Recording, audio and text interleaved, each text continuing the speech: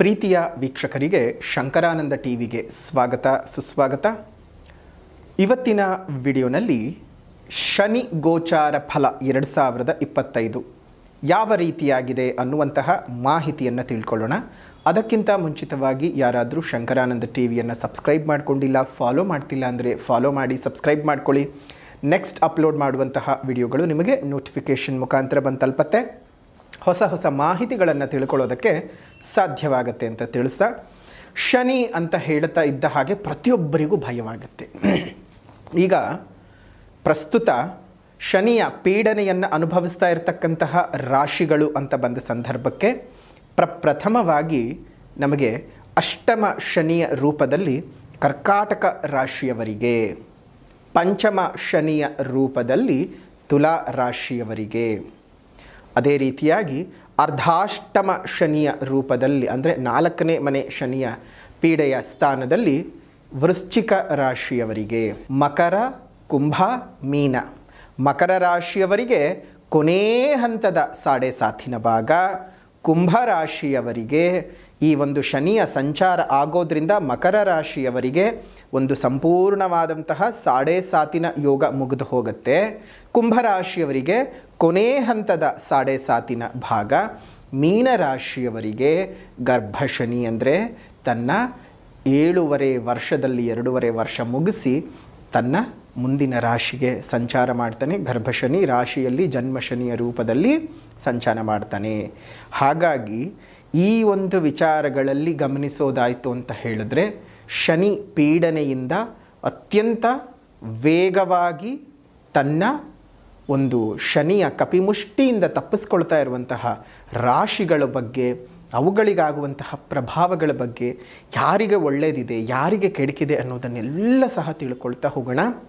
ಶನಿಯ ಗೋಚಾರ ಅಂತ ಬಂದ ಸಂದರ್ಭದಲ್ಲಿ ಶನಿಯು 29ನೇ ತಾರೀಕು 3ನೇ ತಿಂಗಳು 2025 ಭಾರತೀಯ ಕಾಲಮಾನದ ಪ್ರಕಾರ ರಾತ್ರಿ 10:07 ಕುಂಭ ರಾಶಿಯಿಂದ ಮೀನ ರಾಶಿಗೆ ಪ್ರಯಾಣವನ್ನು ಬೆಳೆಸ್ತಾನೆ, ತನ್ನ ಸಂಚಾರವನ್ನು ಬದಲು ಮಾಡ್ತಾನೆ. ಆದರೆ ಪ್ರತಿಯೊಬ್ಬರು ಗಮನಿಸಬೇಕಾಗಿರೋದು ಏನಪ್ಪ ಅಂತಂದರೆ, ಸಂಚಾರವೇನು ಆಗತ್ತೆ, ಆದರೆ ತಾನು ಅಸ್ತಂಗತ ಸ್ಥಿತಿಯಲ್ಲಿ ತನ್ನ ರಾಶಿಯನ್ನು ಬದಲಾವಣೆ ಮಾಡ್ತಾನೆ ಶನಿ. ಸೂರ್ಯನ ಅತೀ ಸಮೀಪದಲ್ಲಿದ್ದು ಸೂರ್ಯನ ಕಿರಣಗಳ ನಡುವೆ ಆತ ದಹಿಸಿ ಹೋಗಿರ್ತಾನೆ. ಹಾಗಾಗಿ ಶನಿಯ ಪ್ರಭಾವವು ನಿಮಗೆ ತನ್ನ ಒಂದು ಅಸ್ತಂಗತ ತ್ಯಾಗ ಆಗುವವರೆಗೂ, ಅಂದರೆ ಅಸ್ತಂಗತ ಮುಗಿದು ಮತ್ತೆ ಉದಯ ಆಗುವ ಕಾಲಮಾನ 31ನೇ ತಾರೀಕು 3ನೇ ತಿಂಗಳು 2025. ಈ ಕಾಲಮಾನದವರೆಗೂ ಸಹ 29ನೇ ತಾರೀಕಿಗೆ ಪ್ರವೇಶವಾದರೂ 29, 30, 31 ಅಂದರೆ ಇನ್ನೂ 2 ದಿವಸಗಳ ಕಾಲ ಶನಿ ಅಸ್ತಂಗತನಾಗಿ ಪ್ರವೇಶ ಮಾಡ್ತಾ ಇರತಕ್ಕಂಥದ್ದು ಮತ್ತೊಂದು ರಾಶಿಯನ್ನು ಬಹಳ ಅಪರೂಪಗಳಲ್ಲಿ ಅಪರೂಪ. ತುಂಬ ಅಂದರೆ ತುಂಬ ಅನೇಕ ವರ್ಷಗಳ ನಂತರ ಈ ರೀತಿಯಾಗಿ ಅಸ್ತಂಗತನಾಗಿ ಇನ್ನೊಂದು ರಾಶಿಗೆ ವಕ್ರವಲ್ಲದೆ ತನ್ನ ಸ್ಥಾನವನ್ನು ಬದಲಾವಣೆ ಮಾಡ್ತಾ ಇರತಕ್ಕಂಥದ್ದು. ಸೊ ಹಾಗಾಗಿ ಈ ಒಂದು ವಿಚಾರವನ್ನು ನಾವೆಲ್ಲರೂ ಗಮನ ಕೊಟ್ಕೊಂಡು ನೋಡಿಕೊಳ್ಳೇಬೇಕು. ಆಯಾ ರಾಶಿಯ ವಿಚಾರ ಬಂದ ಸಂದರ್ಭಕ್ಕೆ ಈ ಒಂದು 2 ದಿನಗಳ ಪ್ರಭಾವ ಅಂಥದ್ದು ಏನೂ ಇರೋದಿಲ್ಲ. ಏನಿದ್ರು 1ನೇ ತಾರೀಕು ಏಪ್ರಿಲ್ನಿಂದ ಶನಿಯ ಸಂಚಾರದ ನೇರ ಶುಭ ಅಶುಭ ಫಲಗಳು ಪ್ರತಿ ರಾಶಿಗೂ ಅಪ್ಲೈ ಆಗ್ತಾ ಬರುತ್ತೆ. ಹಾಗಾಗಿ ಈ ಒಂದು ವಿಚಾರವನ್ನು ಗಮನ ಕೊಟ್ಕೊಂಡು ಅರ್ಥ ಮಾಡ್ಕೋಬೇಕು. ಇನ್ನು ಶನಿ ಈ ವರ್ಷದಲ್ಲಿ ಒಂದು ಸಲ ವಕ್ರನಾಗ್ತಾನೆ. ಯಾವಾಗ ಅಂತ ಹೇಳಿದ್ರೆ 13ನೇ ತಾರೀಕು 7ನೇ ತಿಂಗಳು 2025ರಿಂದ 28ನೇ ತಾರೀಕು 11ನೇ ತಿಂಗಳು 2025ರವರೆಗೂ ಮೀನರಾಶಿಯಲ್ಲೇ ವಕ್ರನಾಗಿರ್ತಾನೆ. ವಕ್ರನಾಗಿ ಹಿಂಸಂಚಾರ ಅಂದರೆ ಇನ್ನೊಂದು ರಾಶಿ ಹಿಂದೆ ಹಿಮ್ಮುಖ ಚಲನೆ ಇದ್ದರೂ ಇನ್ನೊಂದು ರಾಶಿಗೆ ಪ್ರವೇಶ, ಕುಂಭರಾಶಿಗೆ ಏನು ಬರುವುದಿಲ್ಲ. ಆದರೆ ಮೀನರಾಶಿಯಲ್ಲೇ ವಕ್ರೀಗತನಾಗಿ ಇರ್ತಾನೆ. ಅಂದರೆ ಈಗ ಕೆಲವು ದಿನಗಳ ಹಿಂದೆ ಹೇಗೆ ಒಂದು ವಕ್ರೀಗತನಾಗಿ ಕುಂಭರಾಶಿನಲ್ಲೇ ಇದ್ನೋ ಅದೇ ರೀತಿಯಾಗಿ ಈ ಬಾರಿಯೂ ಸಹ ಒಂದು ಹಿಂಚಲನೆಯಲ್ಲಿದ್ದರೂ ಹಿಂದಿನ ರಾಶಿಗೆ ಪ್ರವೇಶ ಮಾಡೋದಿಲ್ಲ, ಮೀನರಾಶಿನಲ್ಲೇ ವಕ್ರನಾಗಿ ಇರ್ತಾನೆ. ಇಂತಹ ಒಂದು ಶನಿ ಸಂಚಾರಗಳು 12 ರಾಶಿಯವರಿಗೂ ಯಾವ ರೀತಿಯಾದಂತಹ ಫಲಾನುಫಲಗಳನ್ನು ಕೊಡಬಹುದು ಅನ್ನೋದನ್ನು ಗಮನಿಸೋಣ. ಶನಿ ಅಂತ ಹೇಳ್ತಾ ಇದ್ದ ಹಾಗೆ ಪ್ರತಿಯೊಬ್ಬರಿಗೂ ಸಹ ಒಂದು ರೀತಿಯಾದಂತಹ ಅವ್ಯಕ್ತ ಭಯ ಕಾಡುತ್ತೆ.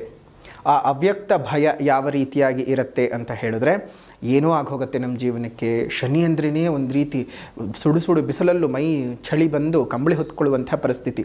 ಶನಿ ಪೀಡೆನೇ ಮಾಡ್ತಾನೆ ಅನ್ನುವಂತಹದ್ದು ಹಲವು ಜನರ ಭಾವನೆ. ಆದರೆ ಶನಿ ಆ ರೀತಿಯಾಗಿ ಇಲ್ಲ. ನಿಮ್ಮ ಕರ್ಮದ ಅನುಸಾರ ಆತ ಫಲಗಳನ್ನು ಕೊಡ್ತಾ ಬರ್ತಾನೆ. ಈಗಾಗಲೇ ನಾವು 7.5 ವಿಚಾರ ತುಂಬ ಬಾರಿ ಹೇಳಿದ್ದೇವೆ.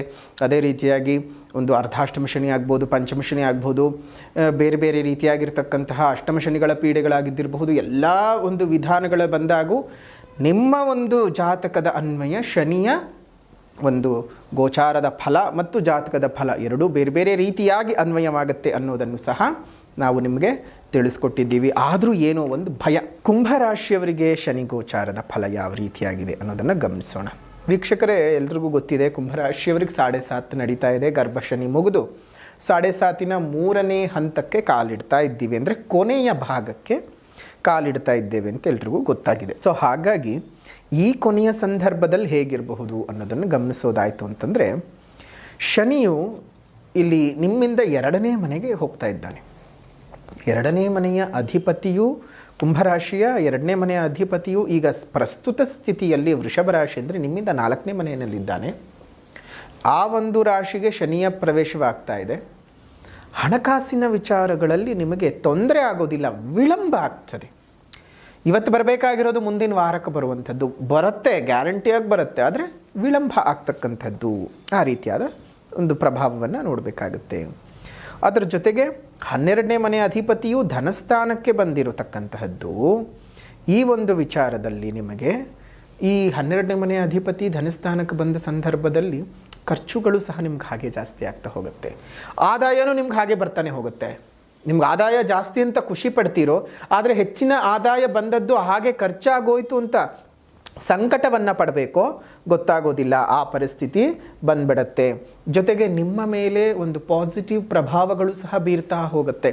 ಅರ್ಥ ಮಾಡ್ಕೊಳ್ಳಿ, 7.5 ಅನ್ನುವಂಥದ್ದು ಕೇವಲ ನಿಮಗೆ ಪ್ರಾಬ್ಲಮ್ಮೇ ಕ್ರಿಯೇಟ್ ಮಾಡಿಕೊಡುತ್ತೆ ಅಂತ ಹೇಳಲಿಕ್ಕೆ ಬರಲ್ಲ. ನಿಮ್ಮ ಜನ್ಮ ಜಾತಕದ ಅನ್ವಯ ನಿಮಗೆ 1ನೇ ಬಾರಿ ಮತ್ತು 3ನೇ ಬಾರಿ ಬರ್ತಾ ಇದ್ದಾಗ ನಿಮಗೆ ಕೆಡುಕುಗಳನ್ನು ಸಹಜವಾಗಿ ಉಂಟು ಮಾಡುತ್ತೆ. ಆದರೆ 2ನೇ ಬಾರಿ ಬಂದಂತಹ ಸಂದರ್ಭದಲ್ಲಿ ಅದು ಹೊಂಬು ಶನಿ ಅಂತ ಕರೀತಾರೆ. ಆ ಹೊಂಬು ಶನಿಯ ಪ್ರಭಾವ ನಿಮಗೆ ಒಳಿತನ್ನೇ ಮಾಡುತ್ತೆ ಹೊರತು ಕೆಡುಕನ್ನು ಮಾಡೋದಕ್ಕೆ ಸಾಧ್ಯ ಆಗೋದಿಲ್ಲ. ಅದೆಷ್ಟೋ ಜನರು ಇವತ್ತಿಗೂ 7.5 ನಡೆಯುವಂತಹ ಸಂದರ್ಭದಲ್ಲೇ ಹಲವು ಒಳಿತುಗಳನ್ನು ತಮ್ಮ ಜೀವನದಲ್ಲಿ ಕಂಡಿದ್ದಾರೆ. ಹಲವು ವಿಚಾರದಲ್ಲಿ ತಮ್ಮ ಬದುಕನ್ನು ಒಂದು ಒಳ್ಳೆ ರೀತಿಯಲ್ಲಿ ತೆಗೆದುಕೊಂಡು ಹೋಗಿದ್ದಾರೆ. ಹಾಗಾಗಿ ನೀವು ಯೋಚನೆ ಮಾಡಬೇಕಾದ ವಿಚಾರ ಏನಪ್ಪ ಅಂದರೆ 7.5 ಅಂತ ಭಯ ಪಟ್ಕೊಳ್ಳೋದು ಬೇಡ. ಏನೇ ಆದರೂ ಸಹ ಧೈರ್ಯವಾಗಿದ್ದು ನಿಮ್ಮ ಜೀವನವನ್ನು ಅನುಭವಿಸ್ತಾ ಹೋಗಿ. ಕುಂಭ ರಾಶಿಯವರ ಶನಿಗೋಚಾರದ ಫಲ ಇದಾಗಿತ್ತು. ಇನ್ನು ಅದರ ಜೊತೆಗೆ ಇನ್ನೊಂದು ಸರಳವಾದ ಪರಿಹಾರವನ್ನು ಹೇಳ್ತೇವೆ. ಪ್ರತಿ ಶನಿವಾರದ ದಿವಸ ಕಾಗೆಗಳಿಗೊಂದಿಷ್ಟು ಊಟವನ್ನು ಕೊಡಿ, ಪಕ್ಷಿಗಳಿಗೊಂದಿಷ್ಟು ಊಟವನ್ನು ಕೊಡಿ, ನಾಯಿಗಳಿಗೊಂದಿಷ್ಟು ಊಟವನ್ನು ಕೊಡಿ. ಅದರಿಂದ ಶನಿ ಇನ್ನಷ್ಟು ಪ್ರೀತನಾಗ್ತಾನೆ, ಇನ್ನಷ್ಟು ಸಂತುಷ್ಟನಾಗ್ತಾನೆ, ನಿಮ್ಮ ಬದುಕನ್ನು ಚೆನ್ನಾಗಿಟ್ಕೊಳ್ಳೋ ಹಾಗೆ ಮಾಡ್ತಾನೆ ಅಂತ ಹೇಳ್ತಾ, ಶನಿ ಗೋಚಾರದ ಫಲ 2025 ಕುಂಭ ರಾಶಿಯವರಿಗೆ ಹೇಗಿದೆ ಅಂತ ತಿಳಿಸಿದ್ದಾಯಿತು. ವಿಡಿಯೋ ಇಷ್ಟ ಆಗಿದ್ದರೆ ಲೈಕ್ ಮಾಡಿ, ಶೇರ್ ಮಾಡಿ, ಕಮೆಂಟ್ ಮಾಡಿ. ಮತ್ತೊಂದು ವಿಡಿಯೋನಲ್ಲಿ ಭೇಟಿ ಮಾಡೋಣ. ಅಲ್ಲಿವರೆಗೂ ನಮಸ್ಕಾರ. ಲೋಕ ಸಮಸ್ತ ಸುಖಿನೋ ಭವಂತು, ಸಕಲ ಸನ್ಮಂಗಳಾನಿ ಭವಂತು, ಸರ್ವೇ ಜನಾಃ ಸುಖಿನೋ ಭವಂತು, ಸಮಸ್ತ ಸನ್ಮಂಗಳಾನಿ ಭವಂತು.